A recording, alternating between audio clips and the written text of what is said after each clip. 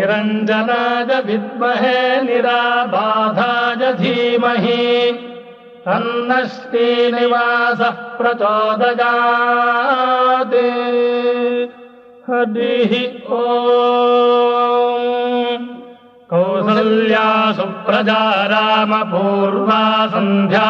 प्रवर्तते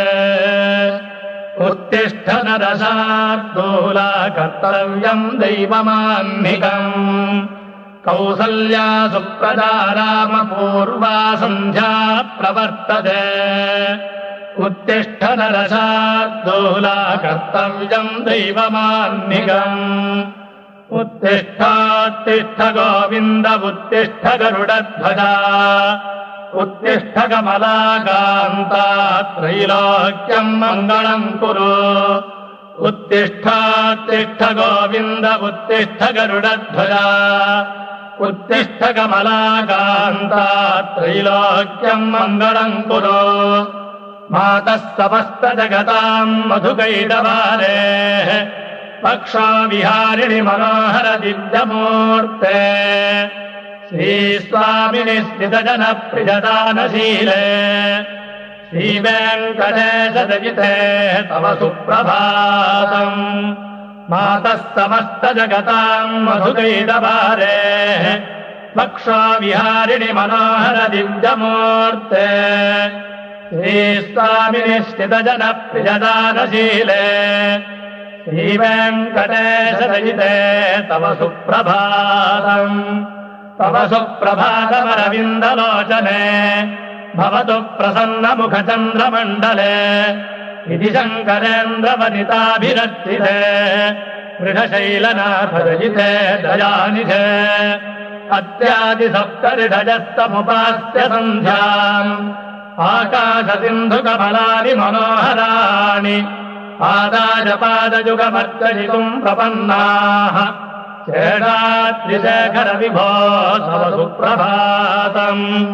पञ्चाननाभ्यभवषण्मुखवासवाद्याः त्रैविक्रमादिचरितम् विबुधास्तुवन्ति भाषापतिः पठति वासरशुद्धिमारात् शेषाद्रिशेखर विभो तव सुप्रभातम्। ईषत्प्रफुल्लसरसीरुहनारिकेलपूकद्रुमादिषु मनोहरपालिकानाम् आवादिमन्दमनिलस्तः दिव्यगन्धैः शेषाद्रिशेखर विभो तव सुप्रभातम्। उन्मील्यनेत्रयुगमुत्तमपञ्चरस्ताः पात्रावशिष्टकदलीफलपायसानि भुक्ता सलीलमथकेलिशुकाः पठन्ति शेषाद्रिशेखर विभो तव सुप्रभातम्। तन्त्री प्रकर्षमधुरस्वनजा विपञ्च्या गायत्यनन्तचरितम् तव नारदोऽपि भाषासमग्रमथकृत्करचाररम्यम् शेषाद्रिशेखर विभो तव सुप्रभातम्। वृन्दावलीतमकरन्धरसानुविद्धझङ्कारगीतनिनदैः सह सेवनाय निर्यात्युपान्तसरती कमलोदरेभ्यः शेषाद्रिशेखर विभो तव सुप्रभातम्। योषागणेन वरदध्रिमिमध्यमाने घोषालजेदुदधिमन्थनतीव्रघोषाः रोषात्कलिम् विदधते गगुभस्तकुम्भाः शेषाद्रिशेखर विभो तव सुप्रभातम्। पद्मेशमित्रशतपत्रगतानि वर्गाः हर्तुम् श्रियम् कुवलयस्य निजाङ्गलक्ष्म्या भेदीनिनादमिव बिभ्रति तीव्रनादम् शेषाद्रिशेखर विभो तव सुप्रभातम्। श्रीमन्नभीष्टवरदाखिल लोकबन्धो श्रीश्रीनिवास जगदेकदयैकसिन्धो श्रीदेवतागृहभुजान्तर दिव्यमूर्ते श्रीवेङ्कटाचलपते तव सुप्रभातम्। श्रीमन्नभीष्टवरदाखिल लोकबन्धो श्रीश्रीनिवास जगदेकदयैकसिन्धो श्रीदेवतागृहभुजान्तर दिव्यमूर्ते श्रीवेङ्कटाचलपते तव सुप्रभातम्। श्रीस्वामि पुष्करिणिका प्रभनिर्मलाङ्गाः तेजोर्थिनो हरविरिञ्च सरन्तराज्याः भारे वसन्ति वरवेत्र हतोत्तमाङ्गाः श्रीवेङ्कटाचलपते तव सुप्रभातम् श्रीशेषशैलगरुडाचल वेङ्कटाद्रिनारायणाद्रिवृषभाद्रिवृषाद्रिमुख्याम् आख्याम् त्वरीयवसतेरनिसम्वदन्ति श्रीवेङ्कटाचलपते तव सुप्रभातम्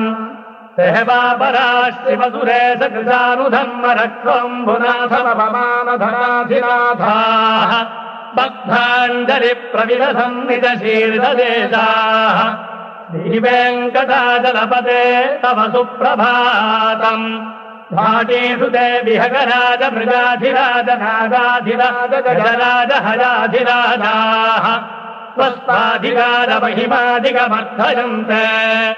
श्रीवेङ्कटाचलपते तव सुप्रभातम् सूर्येन्दुभौमबुधवाक्परिकाप्यशौरिस्वद्भारुदेतु दिविषत्परिषत्प्रधानाः स्वदासदासचरमावधिदासदासाः श्रीवेङ्कटाचलपते तव सुप्रभातम् त्वत्पादधूलिभरितस्फुरितोत्तमाङ्गाः स्वज्ञापवर्गनिरपेक्षनिदान्तरङ्गाः कल्पागमाकलनया पुरताम् लभन्ते श्रीवेङ्कटाचलपते तव सुप्रभातम् त्वद्गोपुराग्रशिखराणि निरीक्षमाणाः स्वर्गापवर्गपदवीम् परमाम् शयन्तः मर्त्या मनुष्यभुवने मतिमाश्रयन्ते श्रीवेङ्कटाचलपते तव सुप्रभातम् श्रीभूमिनायकदयाधिगुणामृताब्धे देवाधिदेव जगदेक शरण्यमूर्ते श्रीमन्ननन्तगरुडादिविरक्तिदाङ्घ्रे श्रीवेङ्कटाचलपते तव सुप्रभातम् श्रीपद्मनाभपुरुषोत्तमवासुदेव वैकुण्ठमाधव जनार्दन चक्रवाणे श्रीवत्सचिह्न शरणागत पारिजात श्रीवेङ्कटाचलपते तव सुप्रभातम् कन्दर्पदत्पहर सुन्दर दिव्यमूर्ते कान्ताकुजाम्बुरुह कुट्फललोलदृष्टे कल्याण निर्मल गुणाकर दिव्यकीर्ते श्रीवेङ्कटाचलपते तव सुप्रभातम् मीनाकृते कमठकोल नृसिंहवर्ण्यन् स्वामिन्वरस्वत तपोधन रामचन्द्र श्रेष्ठाम् शरामयतु नन्दन कल्किरूप श्रीवेङ्कटाचलपते तव सुप्रभातम् हेलारवङ्गघनतार सुगन्धतीर्थम् दिव्यम् विजत्सरिति हेम घटेषु पूर्णम् धृत्वाद्य वैदिकशिखामणयः प्रहृष्टाः तिष्ठन्ति वेङ्कटपते तव सुप्रभातम् भास्मानुदेति विगतानि सरोरुहाणि सम्पोदयन्ति निनदैस्तकुभो विहङ्गाः श्रीवैष्णवास्ततमर्थितमङ्गलास्ते भावाश्चयन्ति तव वेङ्कटसुप्रभातम् ब्रह्मादयस्तुरवरास्तमहृदयस्ते सन्तस्तनन्दनमुखास्तव योगिवर्याः भावान्तिके तव हि मङ्गलवस्तुहस्ताः श्रीवेङ्कटाचलपते तव सुप्रभातम् लक्ष्मीनिवास निरवध्य गुणैकसिन्धो संसारसागर समुत्तरणैकसेतो वेदान्तवेद्य वैभव भक्तभोज्य श्रीवेङ्कटाचलपते तव सुप्रभातम् लक्ष्मीनिवास निरवध्य गुणैकसिन्धो संसारसागर समुत्तरणैकसेतो वेदान्तवेद्य वैभव भक्तभोज्य श्रीवेङ्कटाचलपते तव सुप्रभातम् इत्थम् वृषाचलपतेरिह सुप्रभातम् ये मानवाः प्रतिदिनम् पठितुम् प्रवृत्ताः तेषाम् प्रभातसमये स्मृतिरङ्गभाजाम् प्रज्ञाम् परार्थसुलभाम् परमाम् प्रसूते कमलाकुजतोजुगकुङ्कुमतो निजतारुणितातुलनीलतनो कमलायतलोचनलोकपते विदजीभव वेङ्कटशैलपते कमलाकुजतोजुगकुङ्कुमतो निजतारुणितातुलनीलतनो कमलायतलोचनलोकपते विदजीभव वेङ्कटशैलपते सचतुर्मुख षण्मुख पञ्चमुख प्रमुखाखिल दैवतमौलिमणे शरणागत वत्सलसारनिधे परिपालय मामृतशैलपते अतिमेलतजातवदुर्विषहैरनुमेलकृतैरपराधशतैः भरितम् भरितम् मृषशैलपते परया कृपया परिपाहि हते अधिवेङ्कटशैलमुदारमते जनताभिमतादिगजानरदात् परदेवतजागतितान्निगमैः कमलादजितान्न परङ्गलये करवेणुरवावसगोपवधूशतकोटिवृतात्मकोटिसमात् प्रतिवल्लविकाभिमतात् सुखदात् वसुदेवसुतान्न परङ्गलये अभिरामगुणाकरदासरसे जगदेकधनुद्धर धीरमते रघुराजक राम रमेश विभो वददो भवदेव दया जलधे अवनीतनजाकमनीतकदम्बजनीतरसारुमुखाम्बुरुहम् रजनीतरराजतमोमिहरम् महनीतमहम् रघुराममये सुमुखम् सुहृदम् सुलभम् सुखदम् स्वनुजम् च सुखाजभवोगतरम्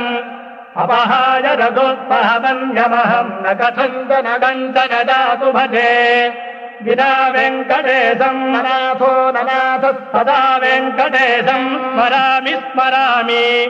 हरे वेङ्कटेश प्रसीद प्रसीद प्रियम् वेङ्कटेश प्रयच्छ प्रयच्छ विना वेङ्कटेशम् ननाथो ननाथः सदा वेङ्कटेशम् स्मरामि स्मरामि हरे वेङ्कटेश प्रसीद प्रसीद प्रियम् वेङ्कटेश प्रयच्छ प्रयच्छ अहम् दूरदस्ते पदाम्भोजयुग्म प्रणामेच्छया गत्य सेवाम् करोमि सकृत्सेवया नित्यसेवा फलम् त्वम् प्रयच्छ प्रयच्छ प्रभो वेङ्कटेश अज्ञानिना मया दोषान् चेदान् विहितान् हरे क्षमस्वत्वम् क्षमस्वत्वम् षडशैलशिखामणे ईशानाम् जगतोऽस्य वेङ्कटपते विष्णोः पराम् प्रेयसीम् तद्भक्तस्थलनित्यवासरसिकाम् दक्षाम् संवर्धिनीम् पद्मालङ्कृतपाणिपल्लवयुगाम् पद्मासनस्थाम् श्रियम् वात्सल्यादिगुणोज्ज्वलाम् भगवतीम् वन्दे जगन्मातरम् ईशानाम् जगतोऽस्य वेङ्कटपते विष्णोः पराम् प्रेयसीम् तद्भक्षस्थलनित्यवासरसिकाम् दक्षाम् संवर्धिनीम् पद्मालङ्कृतपाणिपल्लवयुगाम् पद्मासनस्थाम् श्रियम् वात्सल्यादिगुणोज्ज्वलाम् भगवतीम् वन्दे जगन्मातरम् श्रीमन्कृपाजलनिधे कृत सर्वलोक सर्वज्ञशक्तरतवत्सल सर्वशेषिन् स्वामिन् सुशीलसुलभाश्रितपादिदात श्रीवेङ्कटेश चरणौ शरणम् प्रपद्ये आनूपुरार्पित सुजात सुगन्धि पुष्पसौरभ्य सौरभगतौ समसन्निवेशौ सौम्यौ सदानुभवनेऽपि नवानुभाव्यौ श्रीवेङ्कटेश चरणौ शरणम् प्रपद्ये लब्धोदिकासितमुनित्परसान्द्ररागसौरभ्य निर्भरसरोरुगसाम्यवार्ताम् सम्यक्षुताः सपदेषु विलेखयन्तौ श्रीवेङ्कटेश चरणौ शरणम् प्रपद्ये रेखामजध्वजसुधाकलशातपत्रवज्रकुशाम्बुरुह कल्पकशङ्खचक्रैः भव्यैरलङ्कृततलौ परतत्त्वचिह्नैः श्रीवेङ्कटेश चरणौ शरणम् प्रपद्ये ताम्रोदरद्विपराजितपद्मरागौ बाह्यैर्महोभिरविभूतमहेन्द्रनीलौ उद्यन्नकांसुविरुदस्तशशाङ्गपादौ श्रीवेङ्कटेश चरणौ शरणम् प्रपद्ये सप्रेमभीतिकमलाकरपल्लवाभ्याम् संवाहनेऽपि सपदिक्रममाददानौ कान्ताववाङ्मनसगोचरसौ कुमार्यौ श्रीवेङ्कटेशचरणौ शरणम् प्रपद्ये लक्ष्मीमही तदनुरूपनिजानुभावनीलाजिलिङ्गमहिषीकरपल्लवानाम् आरुण्यसङ्गमनदक्षिणसाम्बरागौ श्रीवेङ्कटेशचरणौ शरणम् प्रपद्ये नित्यानमद्विति शिवादिकिरीटकोटिप्रत्युत्तदीप्तरवरत्वमः प्रलोहैः श्रीवेङ्कटेशचरणौ शरणम् प्रपद्ये विष्णोः पदे परमजित्युदितप्रशंसौ यौ मध्व उत्सजिति भोज्यदयाप्युपाहत्तौ भूयस्तदेतिरवपाणितलप्रतिष्ठौ श्रीवेङ्कटेशचरणौ शरणम् प्रपद्ये पार्थाय तत्सदृशसारथिना त्वयैव यौ दर्शितौ स्वचरणौ शरणम् व्रजेते भूयोऽपि मह्यमिहतौ करदर्शितौ ते श्रीवेङ्कटेशचरणौ शरणम् प्रपद्ये मन्मूर्ध्निकानि च फले विकटादवीडु श्रीवेङ्कटाद्रिशिखरे शिरसि श्रुतीनाम् चित्तेऽप्यनन्यमनसाम् समवाहितौ ते श्रीवेङ्कटेशचरणौ शरणम् प्रपद्ये अम्रायरिष्टतवनीतलकीर्णपुष्पौ श्रीवेङ्कटाद्रिशिखराभरणायमानौ आनन्दिताखिलमनोनयनौ तवीतौ श्रीवेङ्कटेशचरणौ शरणम् प्रपद्ये प्रायः प्रपन्नजनता प्रथमावगाह्यौ मातुस्तनाविव शिशोरमृतायमानौ प्राप्तौ परस्परतुलामधुरान्तरौ ते श्रीवेङ्कटेशचरणौ शरणम् प्रपद्ये तत्त्वात्तरैः सततसेव्यपदाम्बुजेन संसारतारकतयार्द्रतिरञ्चलेन सौम्योपयन्तृमुनिना मम दर्शितौ ते श्रीवेङ्कटेशचरणौ शरणम् प्रपद्ये श्रीषष्टिया घटिगजा त्वदुभाय भावे प्राप्ते त्वयि स्वयमुपेज दया स्फुरन्त्या नित्याश्रिताय निरवध्य गुणाय तुभ्यम् स्याङ्किङ्करो विषगिरीश न दातु मह्यम् विदः कान्ताय कल्याणनिधये निधयेऽर्थिनाम् श्रीवेङ्कटनिवासाय श्रीनिवासाय मङ्गलम् विदः कान्ताय कल्याणनिधये निधयेऽर्थिनाम् श्रीवेङ्कटनिवासाय श्रीनिवासाय मङ्गलम् लक्ष्मी सविभ्रमालोकशुभ्रो विभ्रमचक्षुषे चक्षुषे सत्त्वलोकानाम् वेङ्कटेशाय मङ्गलम् श्रीवेङ्कटाद्रिशृङ्गाङ्ग्रमङ्गलाभरणघ्रजे मङ्गलानाम् निवासाय श्रीनिवासाय मङ्गलम् सर्वावयवसौन्दर्यसम्पदा सर्वचेतसाम् सदा सम्मोहनायास्तु वेङ्कटेशाय मङ्गलम् नित्याय निरवध्याय सत्यानन्दचिदात्मने सर्वान्तरात्मने श्रीमद्वेङ्कटेशाय मङ्गलम् स्वतः सर्वविदे सर्वशक्तये सर्वशेखिने सुलभाय सुशीलाय वेङ्कटेशाय मङ्गलम् परस्मै ब्रह्मणे पूर्णकामाय परमात्मने ऋजुञ्जे परतत्त्वाय वेङ्कटेशाय मङ्गलम् आकालतत्त्वमश्रान्तमात्मनामनुपश्यताम् अतृप्त्यमुतरूपाय वेङ्कटेशाय मङ्गलम् राजस्वचरणौ पुंसाम् शरण्यत्वेन पाणिना कृपया दिशते श्रीमद्वेङ्कटेशाय मङ्गलम्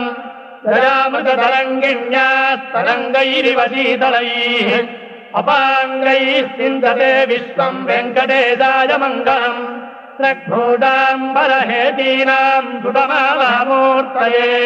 सर्वार्तिशमनायास्तु वेङ्कटेशाय मङ्गलम् श्रीवैकुण्ठविरक्ताय स्वामि पुष्करिणीतटे